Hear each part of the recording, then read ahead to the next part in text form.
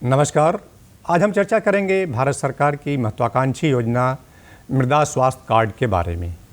दोस्तों, जिस तरह से हम आप अपने शरीर का नियमित हेल्थ चेकअप करवाते हैं, जिससे शुरू में ही उस बीमारी का पता चल जाता है, उसी तरह से अगर हमारे किसान भाई समय समय पर अपनी मिट्टी का जांच करवाते रहें तो पता चल जाएगा कि उनकी मिट्टी में किन पोषक तत्वों की कमी है या किन पोषक तत्वों की अधिकता है। इसी विषय पर जानकारी देने के लिए आज हमारे साथ हैं काशी हिंदू विश्वविद्यालय कृषि विज्ञान संस्थान के मृदा वैज्ञानिक डॉक्टर रामावतार मीना। मीना जी, आपका स्टूडियो में बहुत बहुत स्वागत है। धन्यवाद आपका। सरकार मृदा हेल्थ कार्ड योजना शुरू की है कि हमारी मिट्टी का जो सेहत है वो बनी रहे, तो ये मृदा स्वास्थ्य कार्ड है क्या और इसके क्या क्या फायदे हैं? नमस्कार किसान भाइयों, जैसा कि आपने बताया कि जैसे जो हम लोगों में बीमारी होती है उसके लिए जो टेस्टिंग होता है, उसी तरीके से मृदा भी बीमार होती है।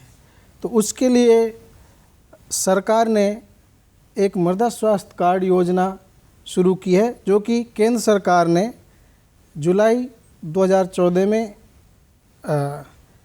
घोषणा की थी, जिसका इम्प्लीमेंटेशन फरवरी 2015 में किया था, जो कि राजस्थान के श्री गंगानगर के सूरतगढ़ से शुरू हुआ था, जो कि हमारे माननीय प्रधानमंत्री जी ने शुरू किया था।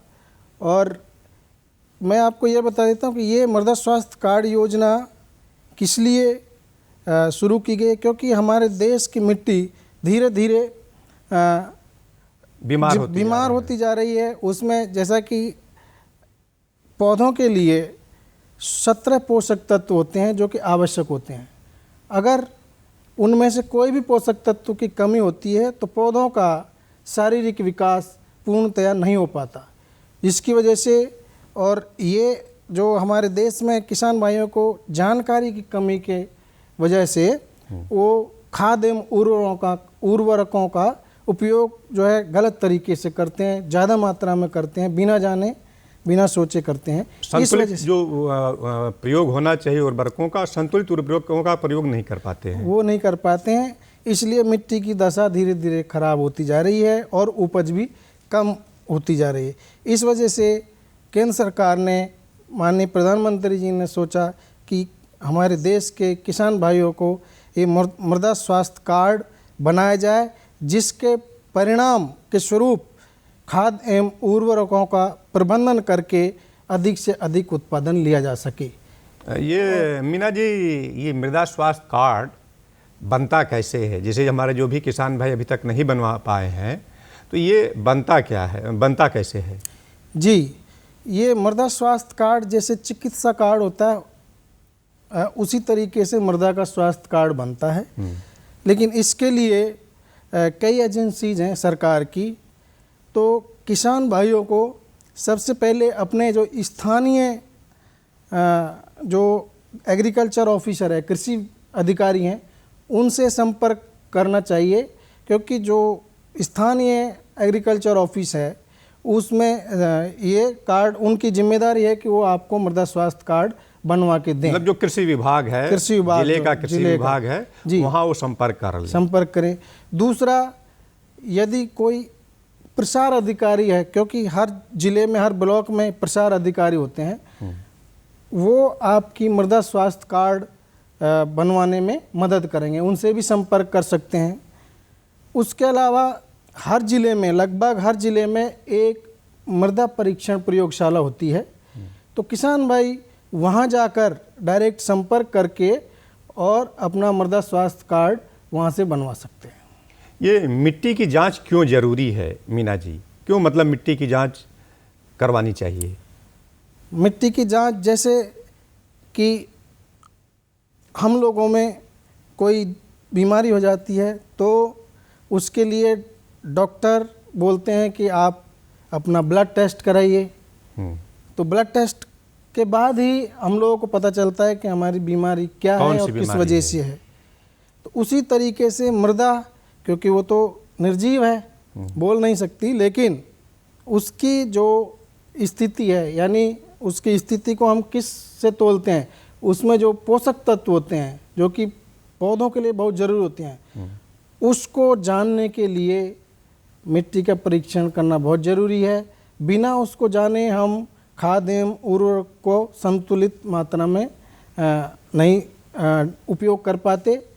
दूसरा, इसका मिट्टी का जांच करने का एक दूसरा उद्देश्य ये भी है कि हमारी उत्पादन क्षमता भी जो है उत्पादक क्षमता उसके अनुसार बढ़ जाएगी, लेकिन न्यूट्रिएंट्स यानी पोषक तत्वों के अलावा दूसरी भी कुछ बीमारी हो सकती है, जैसे कुछ समस्या होती है अम्लीयता, क्षारीयता, तो उसको जानने के लिए भी जो है मिट्टी का परीक्षण किया जाता है और उसको जानकर उसका उसी के अनुसार उसका उपाय किया जाता है। जैसे कि अम्लीयता है तो उसमें वैज्ञानिक संस्तुति होती है, कितनी मात्रा में चूना डालना चाहिए। अगर क्षारीयता है तो कितनी मात्रा में जिप्सम डाला जाता है, जिप्सम किस तरह से डालते हैं, तो वो मिट्टी परीक्षण के आधार पर ही संस्तुति होती है, वो वैज्ञानिक करते हैं। जो मीना जी, मिट्टी की जांच जो है कब करवानी चाहिए, उस समय क्या होता है कि किस समय हमारे जो है किसान भाई मिट्टी की जांच करवाएं?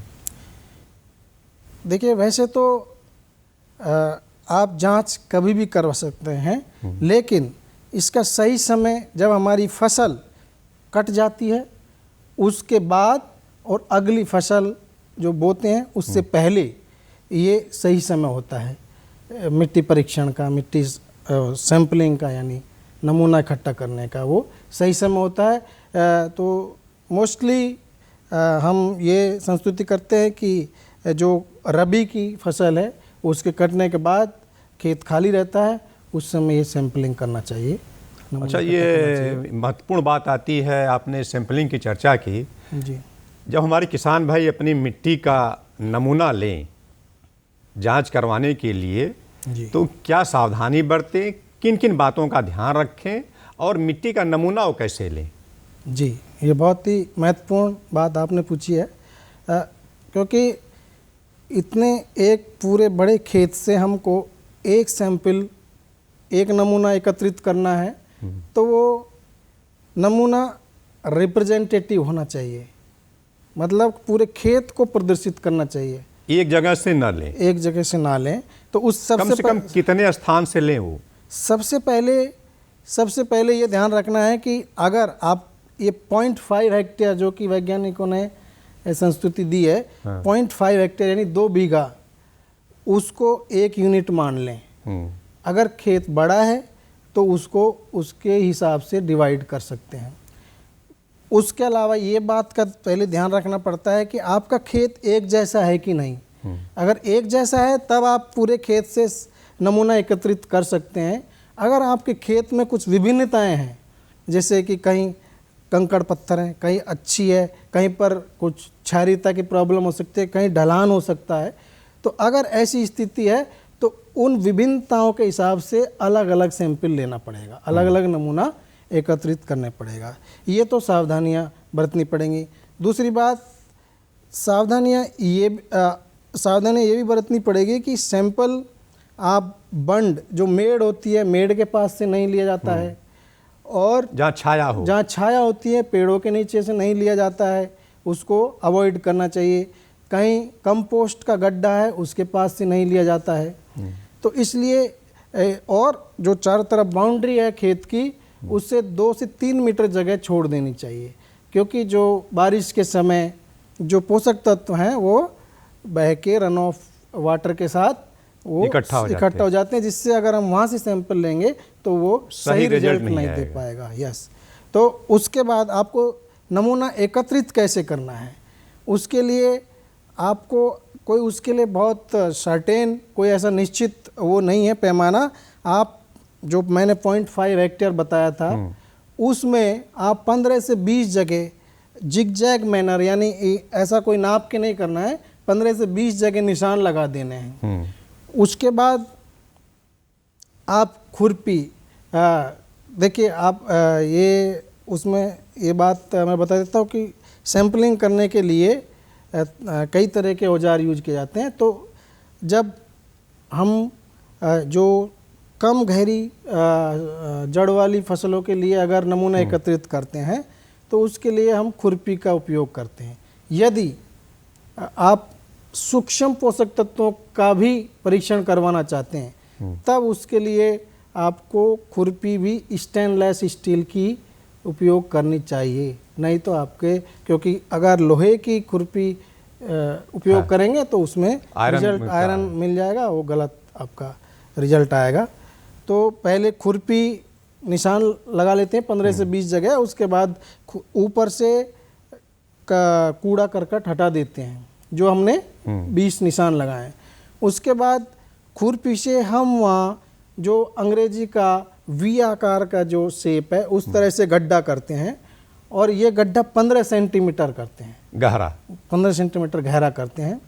उसके बाद जो हम ऐसा 15 से 20 जगह जहाँ कर लेते हैं, जब सैंपल एकत्रित करते हैं तो जो 15 सेंटीमीटर गड्ढा होता है उसमें 2 सेंटीमीटर मोटी लेयर ऊपर से नीचे खुरपी की सहायता से मिट्टी लेते हैं। और ऐसे ही जो 15-20 जगह हमने जहाँ पर निशान लगाए हैं वहाँ से एकत्रित करके और एक साफ कपड़े पे उस मिट्टी को एकत्रित कर लेते हैं। उसके बाद हम उस मिट्टी को अच्छी तरह से हाथों से मिला लेते हैं। मिलाने के बाद क्या करते हैं कि हमको सैंपल चाहिए केवल 500 ग्राम, आधा किलो। तो उसके लिए एक क्वार्टरिंग मेथड होता है। क्वार्टरिंग मतलब उसको हम 4 भागों में बांट लेते हैं, मिट्टी के ढेर को 4 भागों में बांट के जो आमने सामने के भाग हैं उनको हटा देते हैं, फिर जो 2 भाग बचते हैं उनको फिर मिक्स कर लेते हैं हाथ से। उसके बाद हम ये प्रक्रिया तब तक करते हैं जब तक हमारे पास 500 ग्राम मिट्टी का सैंपल बच जाता है। तो इस मिट्टी के सैंपल को हम जो है फिर साफ पॉलीथीन या कपड़े के बैग में भरकर और उसको फिर लेबोरेटरी भेजा जाता है। उस पर कुछ नाम पता? जी, उस पर जो लेबलिंग किया जाता है, लेबलिंग में आप 2 लेबल्स बनाते हैं, एक उसके अंदर डालते हैं और एक उसके साथ बाहर साइड बांध देते हैं।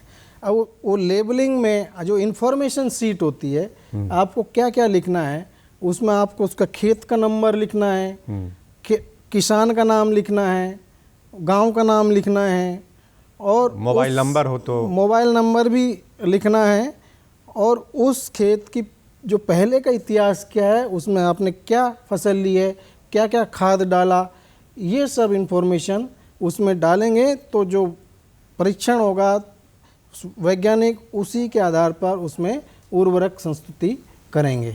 मतलब एक तरह से कहा जाए कि जो उसके परीक्षण के रिजल्ट आएंगे वो एक तरह से कहा जाए कि काफ़ी ऑथेंटिक होंगे, मतलब वो सही रहेगा। बिल्कुल बिल्कुल। अगर हम जो सैंपल जो प्रतिनिधित्व करता है पूरे खेत का, तो वो सैंपल अगर गलत हो गया, हमने गलत तरीके से एकत्रित किया, तो हमारे मिट्टी परीक्षण का कोई फ़ायदा नहीं होगा। इसलिए जो मिट्टी परीक्षण के लिए नमूना एकत्रित करते हैं बहुत ही महत्वपूर्ण है, उसको बहुत सावधानी से एकत्रित करना चाहिए। मीना जी, कितने साल के अंतराल पर मिट्टी की जांच करवा लेना चाहिए हमारे किसान भाइयों को?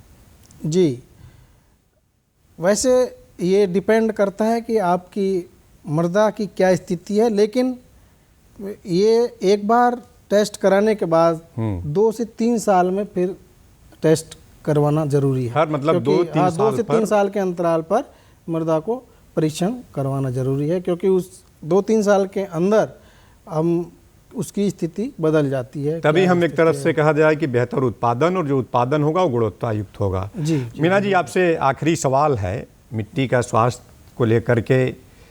मतलब सरकार काफ़ी चिंतित है कि दिन पर दिन उसका स्वास्थ्य गिरता जा रहा है। मिट्टी का स्वास्थ्य बेहतर रहे, इसके लिए आप हमारे किसान भाइयों को क्या संदेश देना चाहेंगे?